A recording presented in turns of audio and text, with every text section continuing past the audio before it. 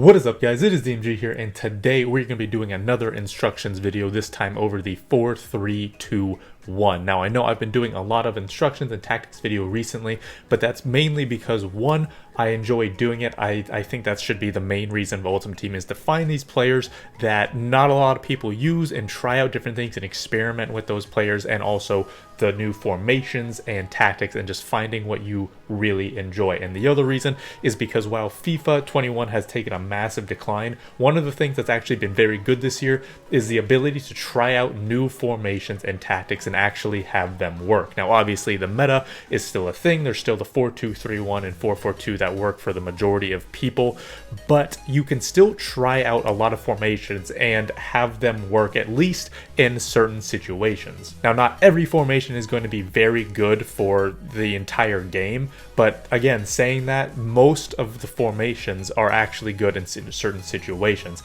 And when I do upload one of these tactics and instructions videos, it's not going to talk about a formation that's not good, right? I'm uploading this tactics video specifically because this formation or tactic or whatever works. And again, it may not be for, the vast majority of a game for the full 90 minutes, but it is going to be helpful and useful in, at the very least, certain situations. So as I mentioned, it is going to be over the 4-3-2-1. So looking at that, let's take a look at the current instructions and tactics. So starting off with the tactics, this is going to be something that is pretty generic, I would say, especially with the defense, right? It's going to be balanced, for width, for depth. Obviously, we need to stop some counterattacks, right? And the fact there's no defensive mids means we're going to have the depth at 4.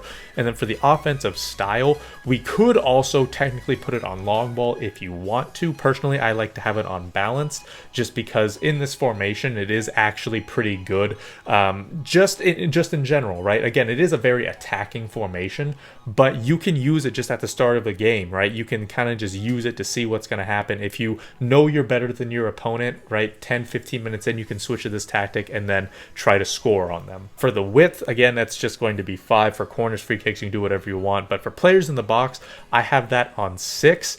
And it's because, we have essentially 3 strikers, right? We have the central striker, and then, right, a left striker, left forward, and then right striker, right forward. So again, we have a lot of players, so we want to get them in the box and actually in attacking spaces. Now on to the instructions, and these instructions, like I said, are going to be very attacking, and we'll also talk about after the instructions what types of players you need, because that is also just as important in this formation. So starting with the center backs, we just have them on default everything. That's pretty standard. For the left and right backs, we actually have them on join the attack, which again, it seems very dangerous because, then we only really have 2 true defenders. But the reason we have them on join the attack is because we want them to provide width, first of all, and then we also want to confuse the opposition's left back and right back.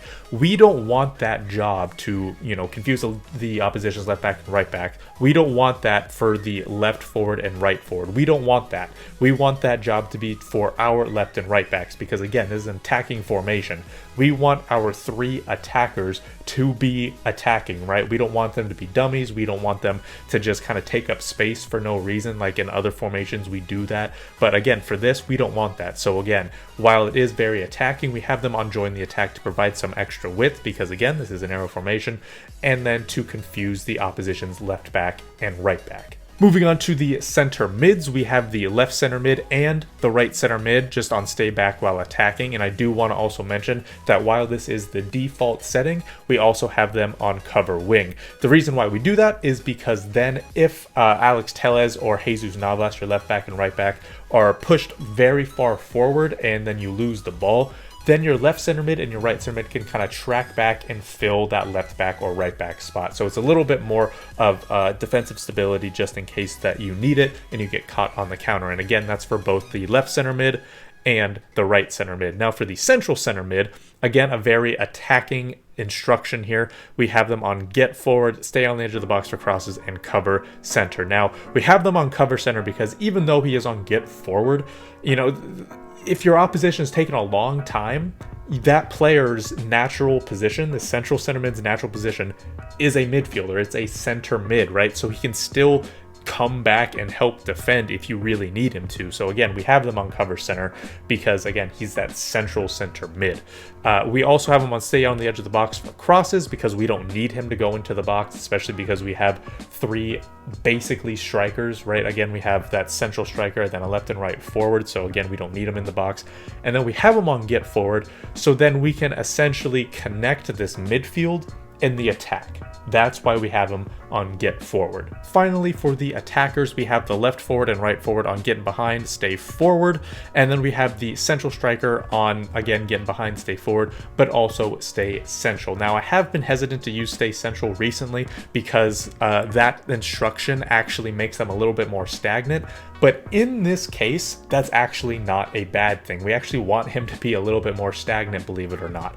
The reason being is because we essentially have, like I said, 2 other strikers to the left and right of him. And then we also have this central center mid making late runs into the attacking area. So we want him to stay central because 1, we want him to be central, obviously, but 2, we don't want him wandering to the left or right. So again, we want him on stay central, so then he just stays in that central area and again becomes stagnant, which in this case is actually a good thing. Now finally, moving on to the types of players that you want here. Again, this is going to be pretty specific, just like the instructions here. So for the center back, again, it's pretty much whoever you think does well at center back, but I would also recommend to have them have a little bit of pace here. So Klosterman's perfect. Delaney is good, right? Anything that is very high 70s or even in the 80s, that is something that you would really need here, just because you need them to be able to move, you need them to be able to react and move very quickly, just in case you get on the counter attack, just because again, this is a very attacking formation.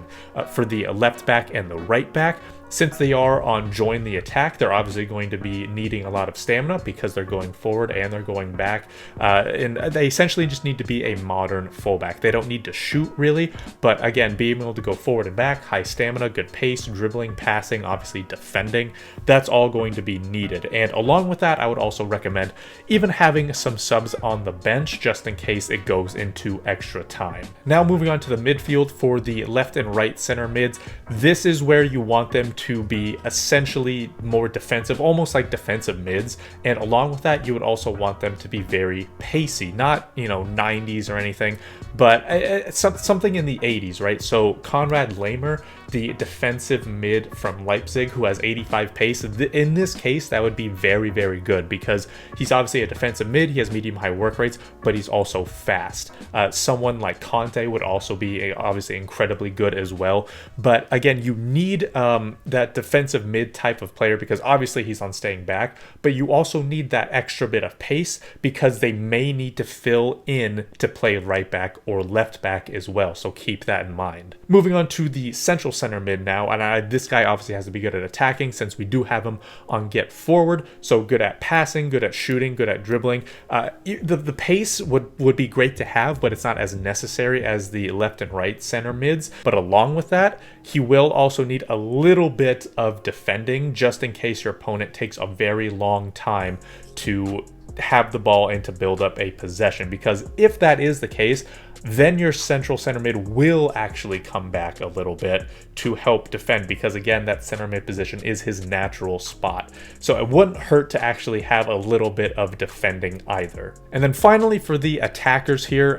they will be scoring the majority of goals, so make sure they have good shooting, make sure they have good pace, they will be leading the attack. But something that's very important in this case is very good attack positioning. Now that doesn't necessarily have to mean in the 90s for attack positioning, but they just have to be good at positioning themselves, which again, most of the time means they do have good attack positioning, right? Something in the high 80s or in the 90s. But I've had players who don't have, good attack positioning stat, but still play well. So as long as you can find players who position themselves well, who have good positioning and attack positioning in general, then that's going to be good. Those are the types of players you need because again, these guys are just going to be shifting around, they're going to be running around a lot, and they have to be finding holes, especially because they're obviously the attackers, right? They need to be finding areas where they can exploit, so then they can score goals, they can get assists, and just be a nuisance to the defense in general. So that is going to do it for this instructions video. If you do have any questions over this 4-3-2-1 tactic,